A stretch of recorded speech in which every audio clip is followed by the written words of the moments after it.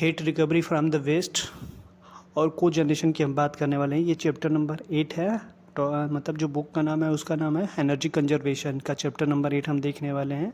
Heat recovery from the waste and cogeneration. कुछ लोग को मतलब इसमें हम देखने वाले क्या क्या पढ़ने वाले हैं, टॉपिक क्या क्या है इसको हम देखने वाले। तो पहला जो पॉइंट हम इसमें यूज़ करने वाले, हीट किसको कहते हैं। हीट जो उसमें होता है ये ऊर्जा का एक रूप होता है, हमको पता है हीट जो है ऊर्जा का रूप होता है।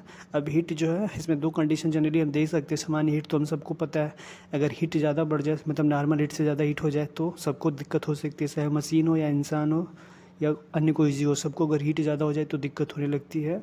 कुछ ऐसा देखने को मिल सकता है, हीट से काम करना सबका वो हो जाता है। अगर हीट जो है सेकेंडरी केस की अगर हीट कम हो जाए, आवश्यकता से अधिक कम हो जाए हीट, तब क्या होता है तो भी मुश्किल होता है, मशीनों को काम करने में, इंसानों को काम करने में दिक्कत होता है।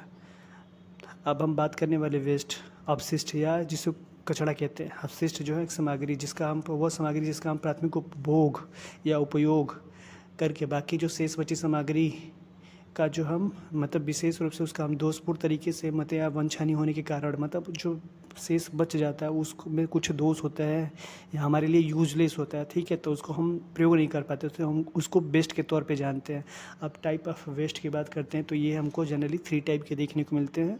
एक होता है सॉलिड, सेकेंड जो है सॉलिड मतलब सॉलिड वेस्ट हो गया, सेकेंड जो लिक्विड वेस्ट हो गया, और थर्ड जो है गैसियस वेस्ट की हम बात करने वाले हैं।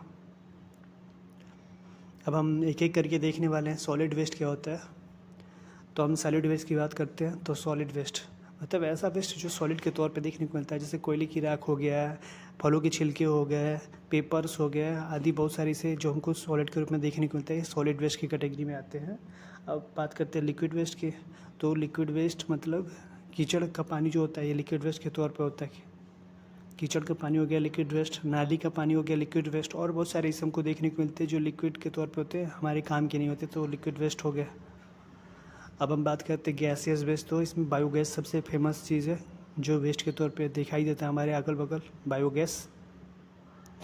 अब हम बात करते हैं को जनरेशन या स्व उत्पाद जिसको बोलते हैं। को जनरेशन क्या होता है या स्व उत्पाद मतलब प्रोडक्शन के दौरान क्या होता है, कोई प्राइमरी प्रोडक्ट बनता है, मतलब प्रोडक्शन करते हैं तो कोई प्राइमरी प्रोडक्ट जिसको हम बनाना चाहते हैं, ठीक है, उसके साथ साथ कोई सेकेंडरी प्रोडक्ट भी बनता है। तो जो सेकेंडरी प्रोडक्ट बनता है उसको हम स्व उत्पाद के नाम से जानते हैं। जो सेकेंडरी प्रोडक्ट बन गया उसी को हम स्व उत्पाद मतलब चाहे यूज़ करने लायक हो या न करने लायक हो, जो स्व उत्पाद हो गया।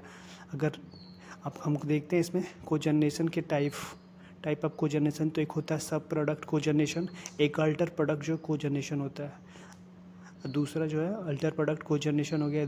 जनरली ये 2 टाइप्स के ही होते हैं।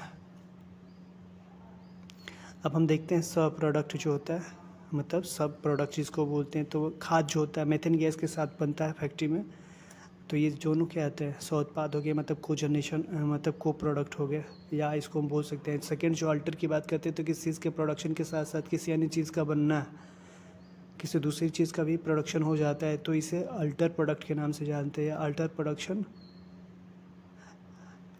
ही इसको जनरली हम